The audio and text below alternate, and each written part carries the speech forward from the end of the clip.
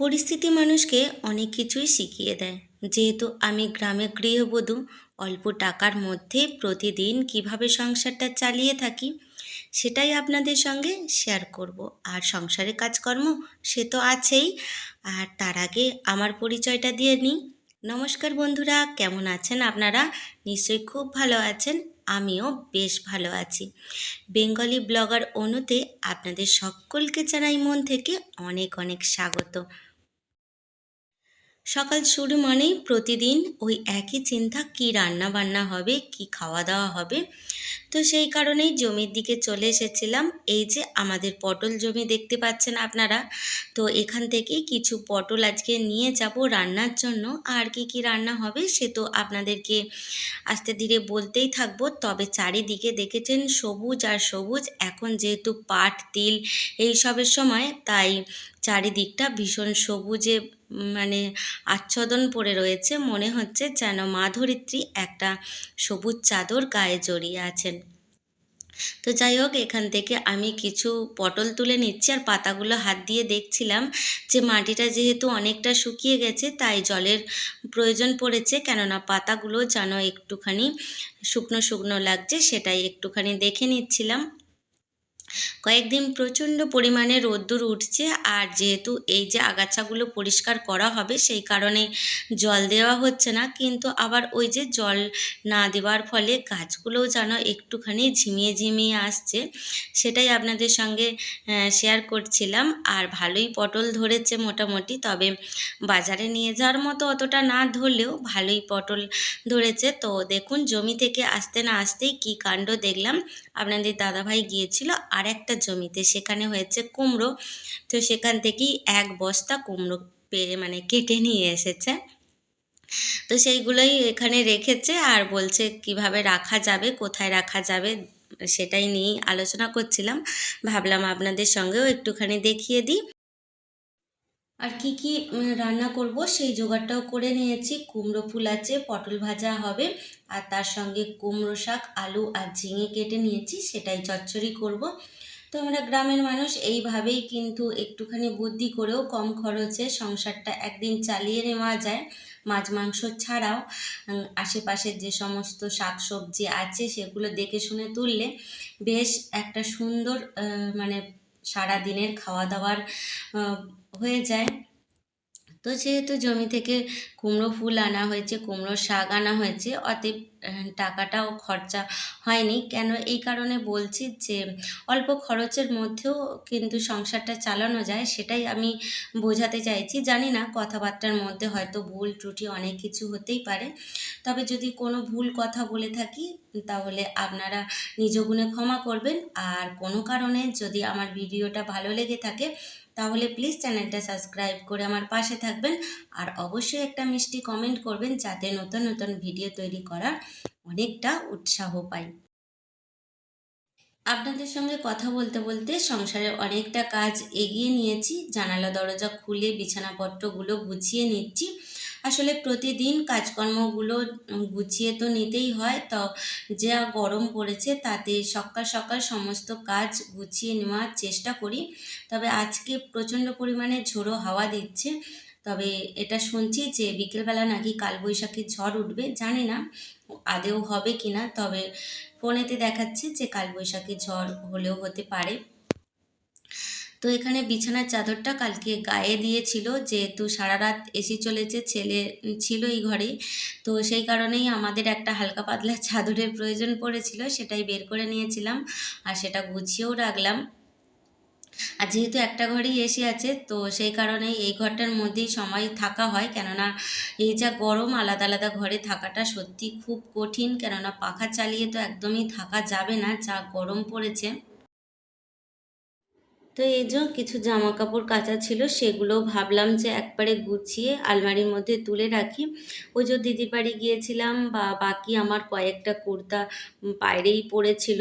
কেননা একবার পরলে এগুলো যা এই গরমেতে ভিজে যায় ঘামে, তো আর দ্বিতীয়বার পরতে মন যায় না। তাই হালকা করে কেচে ধুয়ে দিয়েছিলাম। এবার শুকনো হয়ে যেতেই আগে গুছিয়ে রাখছি, কেননা এদিক ওদিক ভাঁজ হয়ে গেলে একদমই পরতে ভালো লাগে না। তো যাই হোক, যেটা বলছিলাম যে গ্রামে হোক বা শহরে হোক, কিন্তু একদিন মাছ মাংস না থাকলে যে চলবে না এমন কিন্তু কিছু না। মাছ মাংস না থাকলেও শাক পাতাও দিয়েও সংসার চালানো যায়। আসলে বাচ্চা থাকলে কি হয়, সব সময় এই যে শাক সবজি এগুলো তো খেতে চায় না, তাদের জন্য তো করতেই হয়। তবে চাইলেও কিন্তু এইভাবেও আমরা একটা দিন চালিয়ে নিতে পারি। তবে শাক সবজি খাওয়ানোটা বাচ্চাদের খুবই দরকারি। আজকে যেহেতু আপনাদের দাদাভাই একটুখানি বেলাতে বেরোবে, মানে সকালের দিকে বেরোবে না, তাই আজকে রান্নাটা আগে করলাম না। সমস্ত কিছু জোগাড় করে রেখে দিয়ে এসে সংসারের সমস্ত কাজগুলো গুছিয়ে নিচ্ছি, তারপরে যাব রান্না করতে। তবে ঘরের কাজই করি বা রান্নার কাজই করি, যেটাই করি না কেন ঘেমে নিয়ে কিন্তু একাকার হয়ে যাব। আগে রান্নাই সারতে যাই বা আগে এই ঘরের কাজই সারতে যাই, এই গরমে যেটাই করতে যাওয়া হোক না কেন প্রচণ্ড পরিমাণে কষ্ট হয়ে যায়। আর জানি যে করতেই হবে। তবে আর একটা জিনিস আপনাদের সঙ্গে না শেয়ার করে পারছি না। ওই যে দিদির বাড়ি গিয়েছিলাম, সেখান থেকেই এই পিকচারটা দিদি দিয়েছে। দিদির ছেলে অনেকগুলো এনেছিল কলকাতা থেকে, প্রায় 10-12টা সকলের জন্য। তো দিদি বলল তোর যেটা পছন্দ এখান থেকে নিয়ে যা। তো আমি এটা পছন্দ করেছিলাম।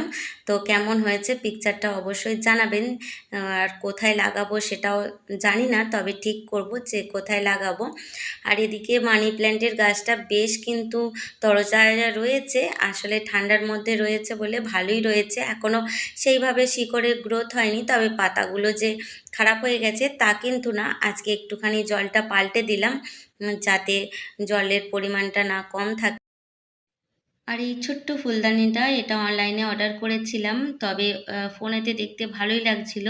তো জানি না এখন আপনাদের কেমন লাগবে। তো মোটামুটি খুব একটা যে ভালো এসেছে তাও নয়, আর একদমই যে খারাপ এসেছে তাও নয়, ভালোই লাগছে রেখে। তো কেমন লাগছে অবশ্যই কিন্তু আপনারা জানাবেন যে ফুলদানিটা কেমন হয়েছে। তো আমার ভীষণ শখ আছে যে আরও কিছু ফুল কিনবো আর কিছু আর্টিফিশিয়াল গাছও কিনবো, দিয়ে ঘরটা বাড়িটা একটুখানি সাজাবো। তো দেখা যাক সেই দিনটা কবে আসে। তো আপনাদের সঙ্গে কথা বলতে বলতে এদিকে ঝাঁটটাও দিয়ে নিচ্ছি, কেননা বেশ অনেকটাই বেলা হয়ে আসছে এই সমস্ত কাজগুলো গুছিয়ে করতে। এবার রান্না বান্নাটাও রয়েছে, আর তার আগে জলখাবারের জন্য আলু সিদ্ধ করে রেখেছিলাম। তো আজকে আলু সিদ্ধ মুড়ি এই সবাই খেয়ে নেবে। আর এখন যেহেতু আম রয়েছে, তো আম মুড়িও খাওয়া যায়। তো সেই হিসাবে জলখাবারের চাপটা অতটা ছিল না। তো যাই হোক, এখানে বকবক করতে করতে কিন্তু মোটামুটি সব ঘরেই গুছানো হয়ে গেছে, আর ঝাঁটটা দিয়ে নিলেই হয়ে যাবে। আর এই সময়টা কিন্তু প্রত্যেকটা বাড়িতেই আম কাঁঠাল এগুলো থাকে, তবে জলখাবারের ঝামেলাটাও কিন্তু কম থাকে। আম কাঁঠাল দিয়েও বেশ মুড়ি খাওয়া যায়। তো আমার কাঁঠাল দিয়ে মুড়ি খেতে ভীষণই ভালো লাগে। কাদের কাদের কাঁঠাল দিয়ে মুড়ি খেতে ভালো লাগে অবশ্যই কিন্তু কমেন্টে জানাবেন। তবে এবছর ষষ্ঠী দশর সবই অনেক দেরিতে, জানি না ততদিনে আম কাঁঠাল এগুলো থাকবে কি না। তবে আমাদের একটা গাছ আছে জানেন তো, সেই আষাঢ় শ্রাবণ মাস পর্যন্ত কাঁঠাল থাকে। তবে আমটা থাকবে নাকি সেটা বলতে পারছি না, কেননা আম পাকতে শুরু করেছে যখন, ও তাড়াতাড়ি শেষ হয়ে যাবে। এই যে আপনাদের সঙ্গে কথা বলতে বলতে ঘর দুয়ারটা ঝাড় দেওয়া হয়ে গেছে। এবার কিন্তু চলে যাব রান্নার দিকে, কেননা বেলা হয়ে আসছে, রান্নাটাও সামলে নিতে হবে।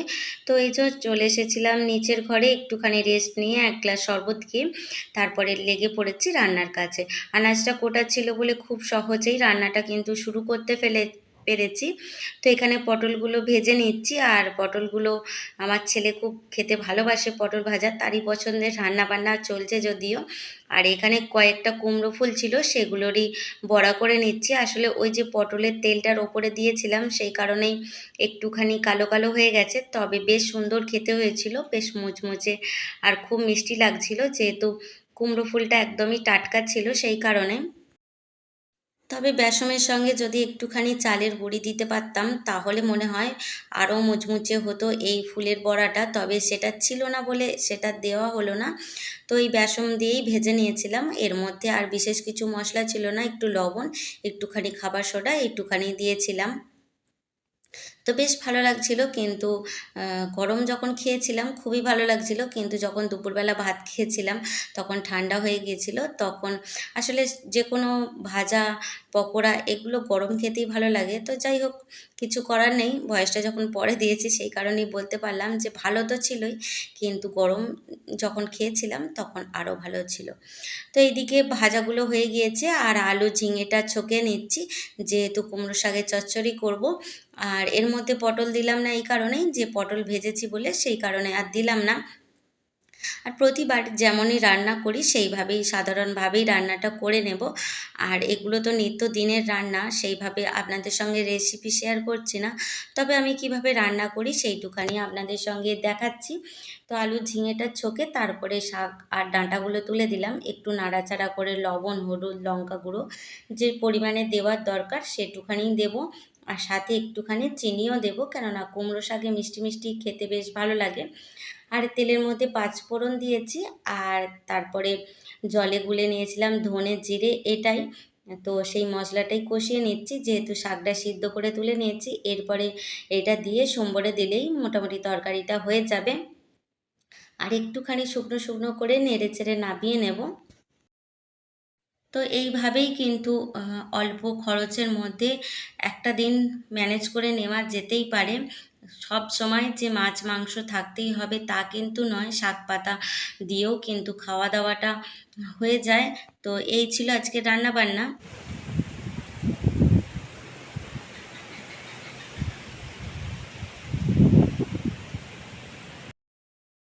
এটা ছিল ওই বিকেলের দিকে, প্রচণ্ড পরিমাণে মেঘ ধরে এসেছে, সেই রকমই ঝড় উঠেছে। ভাবলাম আপনাদের সঙ্গে একটুখানি শেয়ার করি। আকাশটা কিন্তু দেখতেও ভীষণ ভালো লাগছে, আর মনে হচ্ছে যেন দৌড়ে আসছে সমুদ্র। তো এই যে আকাশটা দেখতে আমার তখন খুবই ভালো লাগছিল, আর বিদ্যুৎও চমকাচ্ছিল, ভয়ও লাগছিল, যেহেতু ফোনটা হাতে আছে। আমার এই খারাপ একটা অভিজ্ঞতা আছে এই আকাশ চমকানো নিয়েও, সেটা একদিন পরে আপনাদের সঙ্গে নয় শেয়ার করব। তাহলে চলুন আজকের মতো আসি, দেখা হবে আবার নতুন একটা দিনে নতুন একটা ব্লগে। ততক্ষণ খুব ভালো থাকবেন, নিজেদের খেয়াল রাখবেন এবং হাসি খুশিতে থাকবেন।